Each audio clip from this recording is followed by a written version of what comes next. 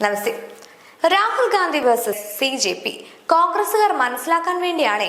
മൊത്തം കേൾക്കണം കേട്ടോ, സ്കിപ്പാക്കി പോകരുത്. ഗ്രൗണ്ടിൽ വെള്ളം കോരുന്ന പ്രതിപക്ഷ പാർട്ടിയുടെ കുടമുടക്കുന്ന പരിപാടിയാണ് സോഷ്യൽ മീഡിയ പാർട്ടി രൂപീകരണം. 10 വർഷത്തിലധികമായി രാജ്യം മോദി ഭരിക്കുമ്പോൾ മോദി വിരോധികളായവർ എങ്ങനെയും മോദിയെ താഴെയിറക്കണമെന്ന മാനസികാവസ്ഥയിലെത്തി.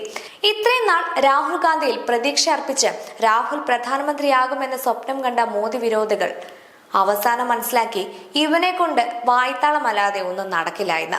അങ്ങനെ നിഷ്കളങ്കരായ മോദി വിരോധകർ അടക്കം പുതിയ സോഷ്യൽ മീഡിയ കൂട്ടായ്മയിൽ പങ്കാളികളായിട്ടുണ്ട്. സത്യത്തിൽ ഇങ്ങനൊരു കൂട്ടായ്മ രൂപപ്പെടാനും ഇത്ര റീച്ച് ലഭിക്കാനും കാരണം പ്രതിപക്ഷ പാർട്ടികളുടെ പരാജയമാണ്. മോദി വിരോധികൾക്ക് ഒരാശ്വാസം ആകാൻ പോലും രാഹുൽ ഗാന്ധിക്ക് സാധിക്കുന്നില്ല. അതിൽ അവർ നിരാശരാണ്. അതുകൊണ്ട് തന്നെ അവർ അടുത്ത ഓപ്ഷൻ എടുത്തു എന്ന് മാത്രം. രാഷ്ട്രീയത്തിൽ കൃത്യമായ തുടർച്ചയോ സ്ഥിരതയോ പുലർത്താൻ രാഹുൽ ഗാന്ധിക്ക് പലപ്പോഴും സാധിക്കുന്നില്ല. ഒരു വിഷയമെടുത്ത് കുറച്ചു ദിവസം സജീവമായ ശേഷം പെട്ടെന്ന് അതിൽ നിന്ന് പിൻവാങ്ങുകയോ വിദേശയാത്രകൾ നടത്തുകയോ ചെയ്യുന്നത് പതിവാണെന്ന വിമർശനമുണ്ട്. 24 മണിക്കൂറും സജീവമായിരിക്കുന്ന ഇന്നത്തെ ഡിജിറ്റൽ യുഗത്തിൽ ഈ പാർട്ട് ടൈം സമീപനം യുവാക്കൾക്ക് രാഹുൽ ഗാന്ധിയിലുണ്ടായ വിശ്വസനീയത കുറയ്ക്കുന്നു.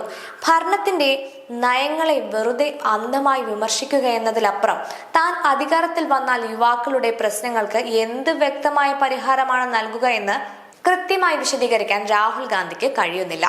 പ്രതിപക്ഷത്തിന്റെ പരാജയത്തിന് പിന്നാലെ മോദി വിരോധികളായ യുവാക്കൾ വലിയൊരു ശൂന്യതയിലാണ്. രാഷ്ട്രീയ പാർട്ടികളെ വിട്ട് ഒടുവിൽ ഒരു വെറും സോഷ്യൽ മീഡിയ പേജിന് പിന്നാലെ ലക്ഷക്കണക്കിന് യുവാക്കൾ അലയാൻ തുടങ്ങിയത് അതുകൊണ്ടാണ്. പറയാനുള്ളത്, ഈ പാർട്ടി രൂപീകരിച്ച് ഗ്രൗണ്ടിൽ ഇന്ത്യൻ ജനാധിപത്യ സംവിധാനത്തിന് കീഴെ പ്രവർത്തിക്കണം. അങ്ങനെ BJPയോട് മത്സരിക്കണം.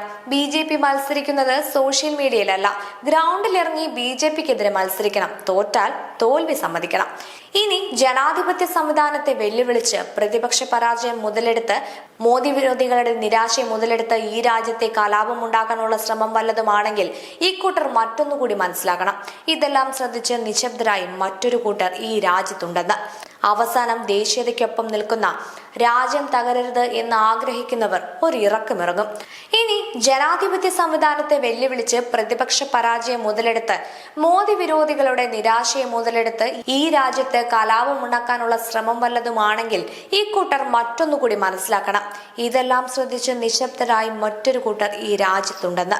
അവസാനം ദേശീയതയ്ക്കൊപ്പം നിൽക്കുന്ന രാജ്യം തകരരുതെന്ന് ആഗ്രഹിക്കുന്നവർ ഒരിറക്കമിറങ്ങും.